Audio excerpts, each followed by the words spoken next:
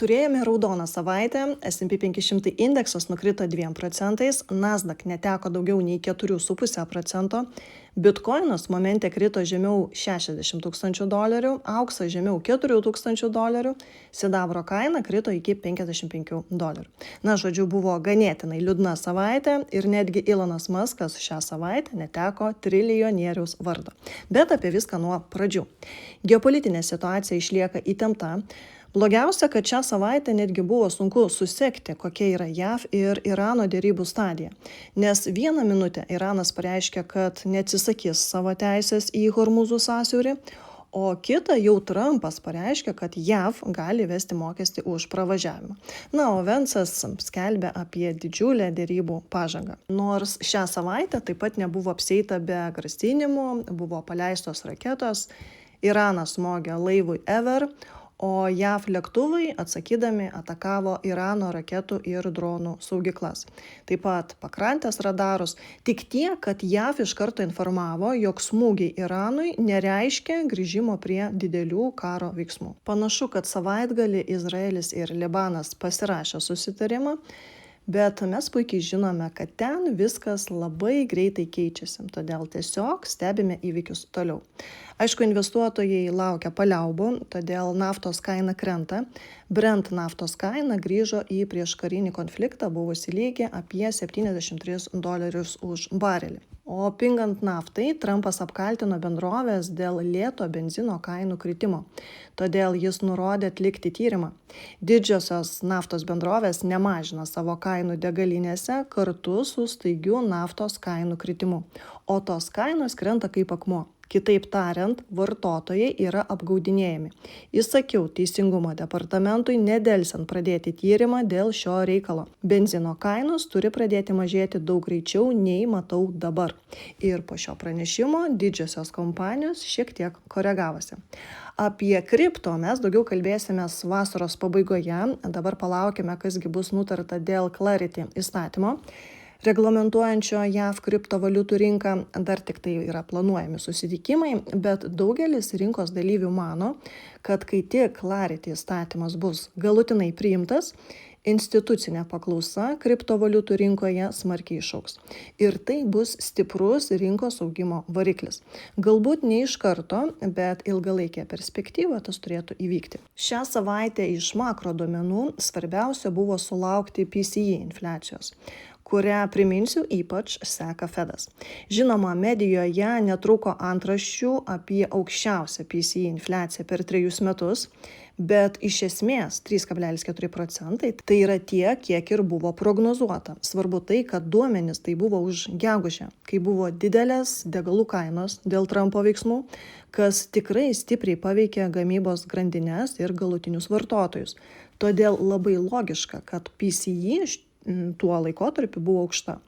O tai, kad infliacija neviršijo lūkesčių, tai yra labai gerai. Nors, aišku, skambios antraštės šiek tiek įpūtė negatyvo, kad Fedas gali kelti palūkanas.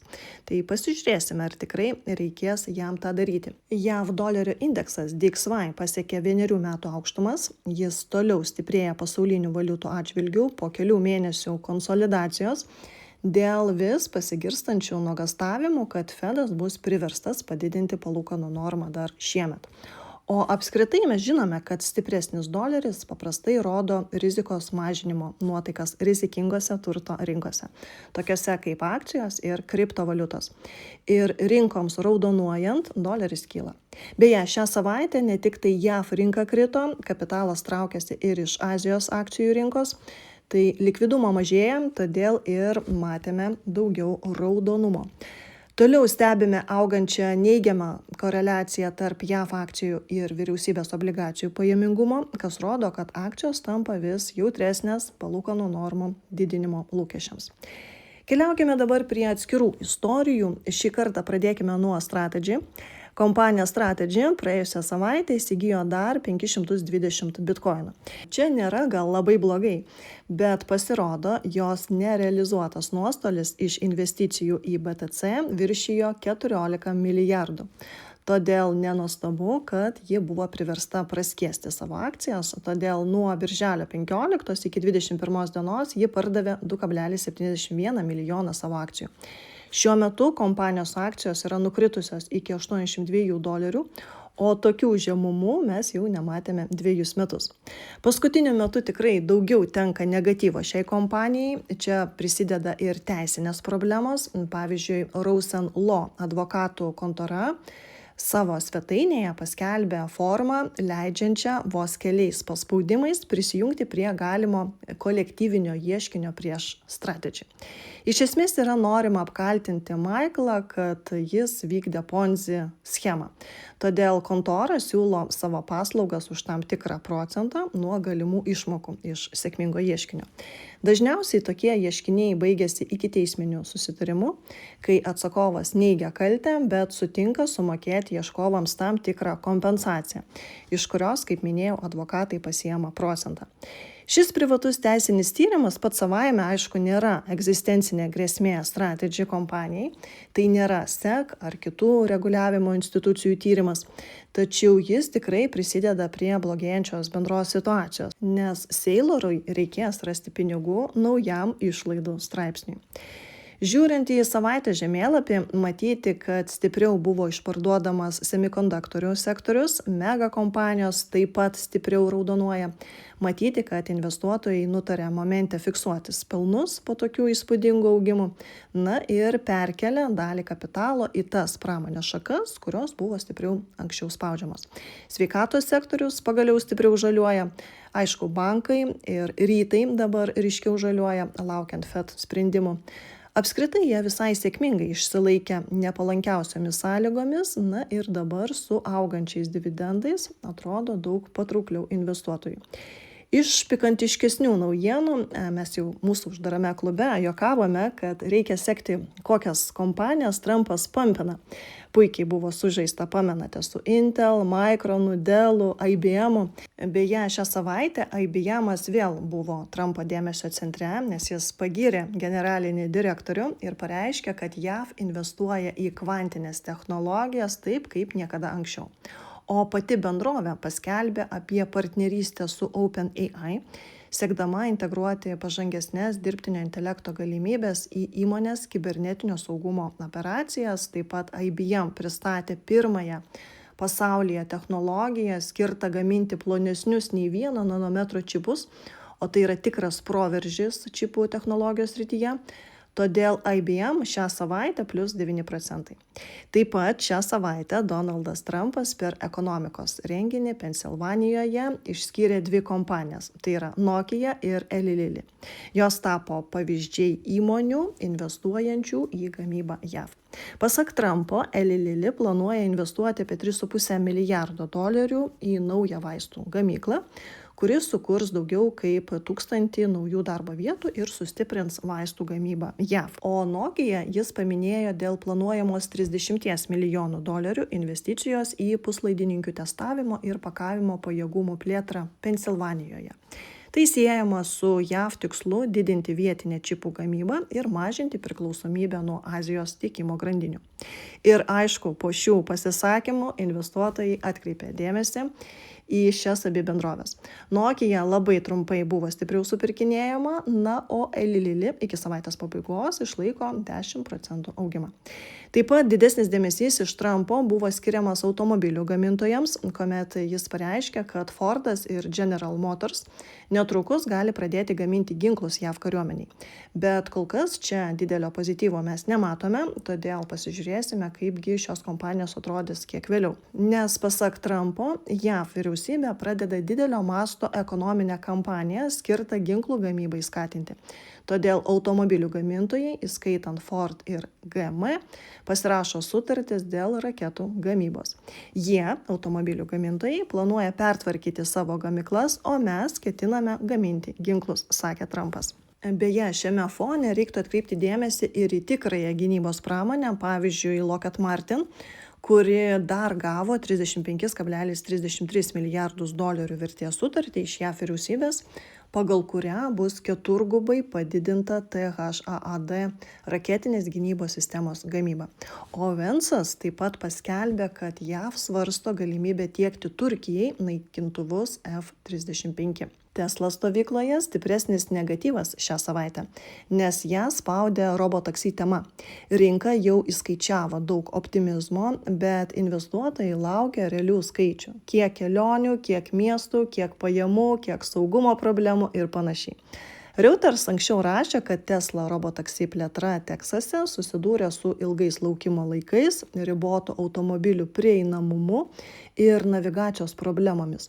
Todėl turime momentinį negatyvą čia ir jeigu robotaksi plėtra bus lėtesnė nei tikimasi, akcijos gali prarasti gerokai didesnę ateities premijos dalį. Kalbant apie Europos autopramonę, irgi matomas liūdesys, nes Europos automobilių pramonė tiesiog praranda pozicijas. Yra pranešimų, kad Volkswagen, vienas iš Vokietijos pramonės simbolių, gali uždaryti kai kurias gamyklas Vokietijoje ir padidinti darbuotojų atleidimus iki 100 000 per artimiausius 4 metus. Analitikai ir toliau prognozuoja silpną Europos automobilių gamintojų pelningumą šiemet, BMW apie 1% veiklos pelno maržą, Mercedes-Benz 3%, Volkswagen 4%, Renault ir Porsche apie 5,5%. Pagrindinės priežastys tai yra didelės energijos kainos, didėjanti konkurencija ir spartus Kinijos gamintojų progresas. Šią savaitę ypač laukiame Micron ataskaitos, nes jos rezultatai ir prognozės galėjo pastumti rinką į abi puses. Taigi ketvirčio rezultatai gerokai viršijo pajamų ir pelno lūkesčius, išliko spartus dirbtinio intelekto sistemoms skirtų atminties čipų paklausos augimas. Ketvirtojo ketvirčio prognozė buvo dar įspūdingesnė, pajamos sieks $49,51 milijardo palyginti su 43,24 milijardais anksčiau prognozuotais. Ir po ataskaitos mes matėme stipresnį akcijų augimą, tačiau puikus lūkesčiai nesustabdė pramonės griūties ir pačio MU kritimo. Nors, žiūrint į bendrą industrijos negatyvą, Micron akcijos atrodo visai neblogai. Apple pakėlė iPod ir MacBook kainas, nurodydama kylančias atminties čipų ir atminties įrenginių kainas. Todėl bendrovės akcijų kaina krito beveik 5% per savaitę. Šią savaitę Microsoft jau netaip stipriai raudonuoja, bet čia kai kurie ekspertai mano, kad Microsoft kainos grafike formuojasi milžiniškas galvos ir pečių modelis, kuris gali būti nerimą keliantis ženklas visai rinkai. Tai pasižiūrėsime. Deja, bet nebuvo didelio ažiotažo Take-Two stovykloje, kai birželio 25 dieną pradėjo pardavinėti GTA 6 versiją už $79,99. Tai yra išlaikydama tradicinę žaidimo kainą po gandų, kad bendrovė tą kainą padidins. Todėl įdomu, ar čia jau hypas praėjo, ar dar neatėjo. Pasižiūrėsime. Na ir pabaigai apie Google pasikalbėkime. Vis tik jam šią savaitę buvo skiriama tikrai nemažai dėmesio. Visų pirma, Google akcijos pakeis Verizon akcijas Dow Jones indekse. Bet dėl šios naujienos pozityvo mažai. Akcijos krito daugiau nei 8% ir pagrinde krito dėl išaugusių AI išlaidų, konkurencijos ir talentų nutekėjimo. Nes buvo pranešta, kad Jonas Jumperis, Nobelio premijos laureatas ir vienas iš DeepMind lyderių, perėjo dirbti į Anthropic. Ir Noamas Šeizeris, vienas iš pagrindinių Gemini modelio kūrėjų, taip pat paliko Google ir prisijungė prie OpenAI. Kodėl tai yra svarbu? Nes jie nėra paprasti darbuotojai. Ir kai tokio lygio specialistai išeina pas didžiausius konkurentus, investuotojai aišku klausia, ar Google'as vis dar yra ta vieta, kur gimsta pažangiausi AI sprendimai. Todėl jų pasitraukimas tapo rimtu signalu, kad konkurencija dėl talentų AI srityje darosi itin agresyvi. Kitas momentas irgi labai svarbus, kad rinka pradeda vis labiau gąsdinti milžiniškos AI investicijos. Nes Alphabet šiemet planuoja skirti apie $180–190 milijardų AI infrastruktūrai ir duomenų centrams. Tai yra didžiuliai pinigai. Ir dabar dar niekas negali pasakyti, ar teisinga yra šitiek skirti. Kada investicijos jau pradės generuoti pelną, ar laisvieji pinigų srautai nebus spaudžiami dar 4 metus. Plius klausimas, ar jie sugebės pralenkti konkurentus, nes kol kas yra kalbama, kad Alphabet atsilieka. Na ir viską sudėjus, štai gavosi bendras negatyvas.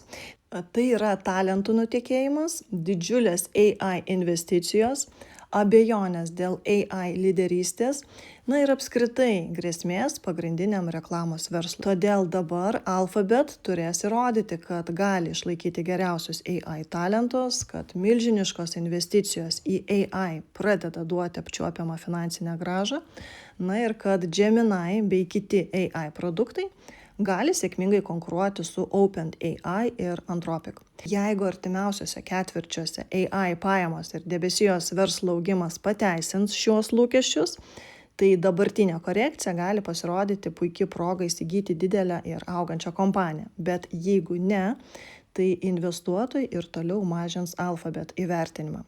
Tai buvo viskas, ką jums parengiau šiandien. Ačiū Jums, kad buvote kartu. Iki kitų susitikimų.